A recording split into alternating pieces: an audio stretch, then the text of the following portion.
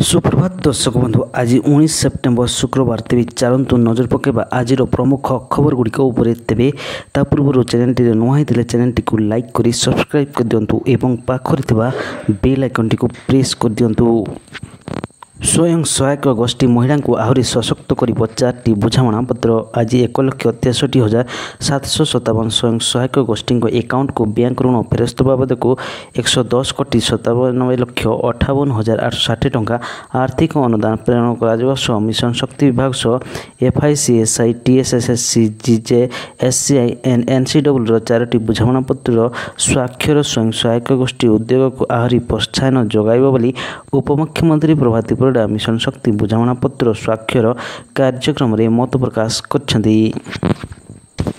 परवर्ती खबर नूतन GST हार लागू होला पर भी दुकानी दर ह्रास न कले अभियोग रही सबु नियम केंद्र सरकार साधारण जनता को एक बड़ उपहार देइछंती। केंद्र सरकार नूतन GST हार संपर्क में एक विज्ञप्ति जारी करछंती जहाँ सेप्टेम्बर 22 तारिख लागू होगा जाउछि। विज्ञप्ति अनुसार सामग्री गुड़िक एवं नूतन दर में बिक्री हेब अर्थात तेल साबुन शैम्पू क्षीर बटर घी TV refrigerator washing machine air conditioner bike एवं कार समेत अनेक सामग्री सस्ता होगा जाउछि। परवर्ती खबर विधानसभा आरंभ कांग्रेस मास्टर स्ट्रोक सरकार जीवनी जानी आणिला अनास्था प्रस्ताव गत किछि दिन होला कांग्रेस जहाँ कही आसुला ताहा ही करिछि। सुशासन हेबारे बीजेपी सरकार विफल हेबा अभियोग आनी आज विधानसभा रे अनास्था प्रस्ताव आनी कांग्रेस बीजेडी विधायक को भेटी समर्थन भी लोड़ी कांग्रेस विधायक कांग्रेस यह प्रस्ताव को किंतु उपहास रे उड़ाई देछि शासक दल। परवर्ती खबर संबलपुरवासी को जॉन्डिस भय भूताणु चिन्हट प्रक्रिया रे विलंब कहीं होने वायरोलॉजिकल लैब जॉन्डिस भूताणु चिन्हट पाई संबलपुर रे नहीं व्यवस्था राजधानी भुवनेश्वर उपरे निर्भरशील पुराना सरकार जाए नुआ सरकार आसिले तथापि हो पारा नहीं वायरोलॉजिकल लैब एपटे फाइल रे धूड़ी खाऊची जॉन्डिस निराकरण पाई भीमसार सुपारिश संबलपुरवासी जॉन्डिस चिंतार कारण साधुआ बेले एबे भी भूताणु चिन्हट पाई भुवनेश्वर उपरे निर्भरशील प्रशासन। परवर्ती खबर 60 वर्ष वयस्क सुभद्रा हिताधिकारी को मिलिब पेंशन सुभद्रा उपर प्रथम राज्यस्तरीय परिचालना एवं तदारक कमिटी बैठकर समीक्षा पर महिला एवं शिशु विकास विभाग पक्षर सूचना प्रदान करा जायछि जे सुभद्रा योजनार हिताधिकारी माने 60 वर्ष बयस प्राप्त करबा परे वार्धक्य पेंशन पर आवेदन करिपारिबे। मधुबाबू पेंशन योजना एवं जातीय सामाजिक सहायता कार्यक्रम में सुभद्रा योजनार पूर्वतन हिताधिकारी को अंतर्भुक्त करने सरकार पक्षर चिठी करा जायछि। परवर्ती खबर कणिया घाटी भूस्खलन भांगी रास्ता मरामती काम आरंभ जिलापाल भूस्खलन स्थान बुली देखिले। कंधमाल जिला दे जाइथिबा 157 नंबर जातीय राजपथ कणिया घाटी रे 16 तारिख मंगलवार अपराह्न समय लगाण वर्षा रे भूस्खलन जो रास्ता संपूर्ण धोई 40-50 फुट विराट खाल होईछि।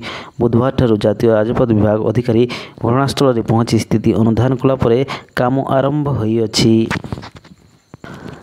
परवर्ती खबर भुवनेश्वर गलीकंदी 35 ରୁ 4000 किलोमीटर पर्यंत अंचल में गणना करा बुला कुकुर गणना 5 लाख टंकार बजेट रही। कुकुर माने चलाबुला कर राति निज बासस्थली को फेरती सकाल 7टा निज खाद्य अन्वेषण में बाहरी जाती तेणु आम भोर 5टा ରୁ 7टा पर्यंत गणना समय निर्धारित करियछु।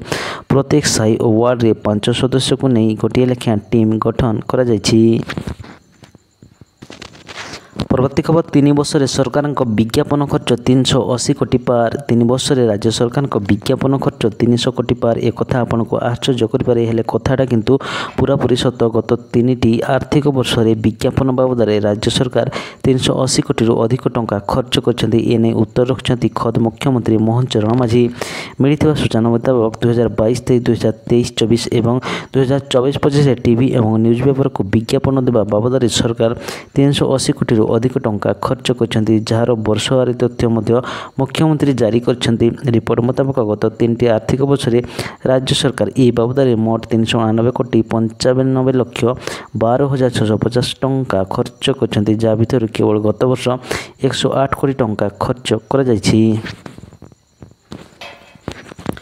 ପରବର୍ତ୍ତୀ ଖବର ହିଣ୍ଡନବର୍ଗ ମାମଲାରେ ଆଦାନୀ ଗ୍ରୁପକୁ କ୍ଲିନ୍ ଚିଟ୍। ହିଣ୍ଡନବର୍ଗ ମାମଲାରେ ଆଦାନୀ ଗ୍ରୁପକୁ କ୍ଲିନ୍ ଚିଟ୍ ପ୍ରଦାନ କରିଛି ପୁଞ୍ଜି ବଜାର ନିୟନ୍ତ୍ରକ ସେବି। ଆଦାନୀ ଗ୍ରୁପ ବିରୋଧରେ ହିଣ୍ଡନବର୍ଗ ଲଗାଇଥିବା ଅଭିଯୋଗରେ କୌଣସି ଆଧାର ନାହିଁ ବୋଲି ସେବି କହିଛି। ଏହା ଫଳରେ ଆଦାନୀ ଗ୍ରୁପ ଆଶ୍ୱସ୍ତି ପ୍ରାପ୍ତ ହୋଇଛି। 2023 ମସିହାରେ ଭାରତର ପ୍ରସିଦ୍ଧ ବ୍ୟବସାୟୀ ଗୌତମ ଆଦାନୀଙ୍କ ଗ୍ରୁପ ସମ୍ବନ୍ଧରେ ଆମେରିକା ଭିତ୍ତିକ ହିଣ୍ଡନବର୍ଗ ରିସର୍ଚ୍ଚ ଏକ ରିପୋର୍ଟ ପ୍ରକାଶ କରିଥିଲା। ସେଥିରେ କୁହାଯାଇଥିଲା ଯେ ଆଦାନୀ ଗ୍ରୁପ କମ୍ପାନୀମାନେ ସେୟାର ମୂଲ୍ୟକୁ କୃତ୍ରିମ ଭାବେ ବଢ଼ାଇଛନ୍ତି ଏବଂ ଋଣରେ ଅତ୍ୟଧିକ ନିର୍ଭର କରିଛନ୍ତି। ପରବର୍ତ୍ତୀ ଖବର ସାବରିମାଳା ମନ୍ଦିରରୁ 4.5 କିଲୋ ସୁନା ଗାୟବ। କେରଳର ପ୍ରସିଦ୍ଧ ସାବରିମାଳା ମନ୍ଦିରରୁ କୋଟି କୋଟି ଟଙ୍କାର ସୁନା ରହସ୍ୟ ଭାବେ ନିଖୋଜ ହୋଇଛି। ଯେତେବେଳେ ମନ୍ଦିର ପ୍ରଶାସନ ଏ ବିଷୟରେ ଜାଣିବାକୁ ପାଇଲା ସେତେବେଳେ ହଇଚଇ ସୃଷ୍ଟି ହୋଇଥିଲା। ମାମଲାଟି ହାଇକୋର୍ଟରେ ପହଞ୍ଚିବା ପରେ କୋର୍ଟ ଏହାର ତଦନ୍ତ ପାଇଁ ନିର୍ଦ୍ଦେଶ ଦେଇଛି। ଏହି ମାମଲାଟି ମନ୍ଦିରର ସ୍ୱର୍ଣ୍ଣ ମଣ୍ଡନ କାର୍ଯ୍ୟ ସହିତ ଜଡ଼ିତ। ପରବର୍ତ୍ତୀ ଖବର ନଭେମ୍ବର ଶେଷ ସୁଦ୍ଧା ଭାରତ ଉପରେ ଅତିରିକ୍ତ ଶୁଳ୍କ ପ୍ରତ୍ୟାହାର କରିପାରେ ଆମେରିକା। ରୁଷଠାରୁ ତୈଳ କିଣିବା ପ୍ରସଙ୍ଗ ନେଇ ଭାରତ ଉପରେ ଅଗଷ୍ଟ 27 ତାରିଖରୁ ଅତିରିକ୍ତ ଶୁଳ୍କ ଲାଗୁ କରିଛି ଆମେରିକା।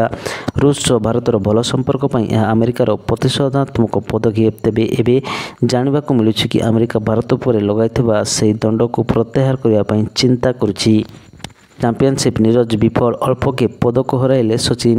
ଟୋକିଓଠାରେ ଚାଲିଥିବା ବିଶ୍ୱ ଆଥଲେଟିକ୍ ଚାମ୍ପିଅନସିପ୍ରେ ଭାରତକୁ ନୈରାଶ୍ୟ ମିଳିଛି। ପଦକ ପାଇଁ ପ୍ରବଳ ଦାବିଦାର ଓ ଗତଥରର ବିଶ୍ୱ athletic championship champion Neeraj Chopra final ରାଉଣ୍ଡରେ ବିଫଳ ହୋଇଛନ୍ତି। ସେହିପରି ଆଉ ଜଣେ ଭାରତୀୟ ପ୍ରତିଯୋଗୀ ସଚିନ ଯାଦବ ମଧ୍ୟ ବିଫଳ ହୋଇଯାଇଛନ୍ତି। ଏହା ଫଳରେ ଭାରତ ଜାଭଲିନ୍ ପ୍ରତିଯୋଗିତାରୁ ଖାଲି ହାତରେ ଫେରିବା ନିଶ୍ଚିତ ହୋଇଯାଇଛି। ପରବର୍ତ୍ତୀ ଖବର ଏନକାଉଣ୍ଟରରେ 5 ଲକ୍ଷ ଘୋଷିତ ମହିଳା ମାଓବାଦୀ ନିହତ। ସୀମାନ୍ତ ଛତିଶଗଡ଼ର ସୁକମା ପୁଲିସକୁ ମିଳିଛି ବଡ଼ ସଫଳତା। ଆଜି ସକାଳେ ପୁଲିସ ନକ୍ସଲ ଗୁଳି ବିନିମୟରେ ଜଣେ କେଡର ମହିଳା ମାଓବାଦୀର ମୃତ୍ୟୁ ହୋଇଛି। ଏହି ମହିଳା ମାଓବାଦୀ ନାମରେ ସରକାର 5 ଲକ୍ଷ ଟଙ୍କାର ପୁରସ୍କାର ରାଶି ଘୋଷଣା କରିଥିଲେ। ସୁକମା ପୁଲିସ ବିଶେଷ ସୂତ୍ରରୁ ଖବର ପାଇଥିଲା ଯେ ଗାଦିରାସା ଥାନା ଅନ୍ତର୍ଗତ ଖୁପଡ଼ି ଏବଂ ପେରମ୍ପାରା ମଧ୍ୟ ଜଙ୍ଗଲରେ ନକ୍ସଲ କ୍ୟାମ୍ପ କରି ରହିଛନ୍ତି। ତୁରନ୍ତ ଜିଲ୍ଲା ପୁଲିସ ସମେତ ଡିଆରଜି ଯବାନ ସର୍ଚ୍ଚ ଅପରେସନ ପାଇଁ ସେହି ଅଞ୍ଚଳକୁ ଗସ୍ତ କରିଥିଲେ। ଆଜି ସକାଳୁ ନକ୍ସଲ ଯବାନଙ୍କୁ ଦେଖି ଅତର୍କିତ ଗୁଳି ଚଳାଇଥିଲେ। ଏହି ଗୁଳି ବିନିମୟରେ ଦିନ 2ଟା ପର୍ଯ୍ୟନ୍ତ ଚାଲିଥିଲା। ପରେ ଘଟଣାସ୍ଥଳରେ ସର୍ଚ୍ଚ ଅପରେସନ କରୁଥିବା ବେଳେ ଜଣେ ମହିଳା ମାଓବାଦୀର ମୃତଦେହକୁ ଠାବ କରିଥିଲା। ମୃତ ମହିଳା ମାଓବାଦୀ ହେଲେ ବୁସ୍କି ନୁପୋ। ପରବର୍ତ୍ତୀ ଖବର ଆଗାମୀ ଦିନରେ ବୋମାକୁ ନିଷ୍କ୍ରିୟ କରିବ ରୋବୋଟ, ରହିବ ନାହିଁ ବିସ୍ଫୋରଣର ଭୟ। ମଣିଷ ଗୋଟିଏ କାମ କରିବା ପାଇଁ ଯେତିକି ସମୟ ନିଏ ରୋବୋଟ ସେହି ସମୟ ମଧ୍ୟରେ ଅନେକ କାମ କରି ଦେଖାଇଥାଏ। କିଛି ବର୍ଷ ହେବ ବଜାରରେ ରୋବୋଟର ଚାହିଦା ଦିନକୁ ଦିନ ବୃଦ୍ଧି ପାଇବାରେ ଲାଗିଛି। ରୋବୋଟ ତିଆରି ହେବା ଦିନଠାରୁ ଗବେଷକମାନେ ତାକୁ ସମ୍ପୂର୍ଣ୍ଣ ବାସ୍ତବ ନହେଲେ ବି ମନୁଷ୍ୟ ଭଳି କାମ କରିପାରୁଥିବା ସହିତ ମଣିଷ ସଦୃଶ ଦେଖାଯିବା ଭଳି କରିବା ପାଇଁ ଯଥାସମ୍ଭବ ଉଦ୍ୟମ କରି ଆସୁଛନ୍ତି। ନିକଟରେ ଟୋକିଓ ବିଶ୍ୱବିଦ୍ୟାଳୟ, ହାର୍ଭାର୍ଡ ବିଶ୍ୱବିଦ୍ୟାଳୟ ଓ ଇଣ୍ଟରନ୍ୟାସନାଲ ରିସର୍ଚ୍ଚ ସେଣ୍ଟର ଫର ନ୍ୟୁରୋସିଣ୍ଟିଲୋଜିର ଗବେଷକମାନେ ଜୀବନ୍ତ ମନୁଷ୍ୟ ଚର୍ମକୋଷ ଦ୍ୱାରା ରୋବୋଟ ଲାଗି ଶତଶତିକା ଚର୍ମାବରଣ ତିଆରି କରିଛନ୍ତି। ଏହାଦ୍ୱାରା ରୋବୋଟ ଦୀର୍ଘଦିନ ବ୍ୟବହାର ଉପଯୋଗୀ ରହିବା ସହିତ ଅନେକ କ୍ଷେତ୍ରରେ ବ୍ୟବହୃତ ହୋଇପାରିବ। ତେବେ ଆଜିର ପ୍ରମୁଖ ଖବର ଆଜି ପାଇଁ ଏତିକି। ଯଦି ଭିଡ଼ିଓଟି ଭଲ ଲାଗୁଛି ତେବେ ଲାଇକ୍ ଏବଂ ସବସ୍କ୍ରାଇବ୍ କରିବା ପାଇଁ ଜମାରୁ ଭୁଲନ୍ତୁ ନାହିଁ।